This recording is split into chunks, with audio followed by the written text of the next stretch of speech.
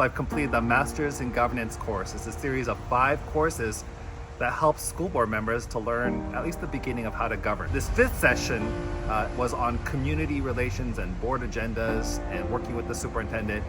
And one valuable lesson that I took away with was kind of a backwards mapping of planning. For those of you who are educators out there, you're very familiar with backwards planning for lesson plans, right? But if you're running an entire school, or let's say in this case, an entire district, and you're governing over the entire district, how do you make sure that the things that are most important get talked about?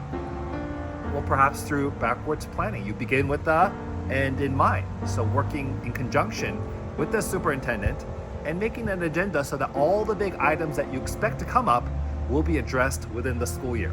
So that's a big takeaway from MIG Course 5, but so many lessons I've learned. In MIG Course 1, I learned how to become we without losing me, and I have a YouTube video clip already posted on that. In course number 2, I learned about if you want to focus on XYZ, then ask to see XYZ, and that progress monitoring allows you to continually improve in the areas that you want to improve in.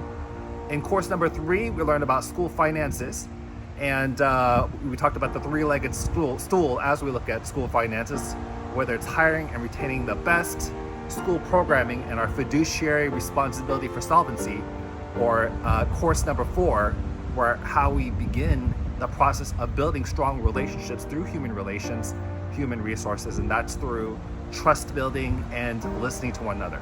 So all those 4 courses are up, and now we're reaching number 5 with this 5th lessons that I've learned, this takeaway from MIG Course number 5. But through this whole certification process, I think it's been so beneficial for me. I know when I was going through the doctoral progress at the end, it wasn't as though I felt like, oh, I learned it all, but rather I have started at the beginning.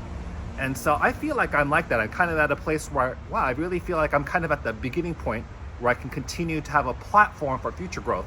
So for those of you who are asking about MIGs, should you take the Masters in Governance course, the series of 5 courses? It is a commitment, but I think a valuable commitment for growth and being a person and in a place to support our students.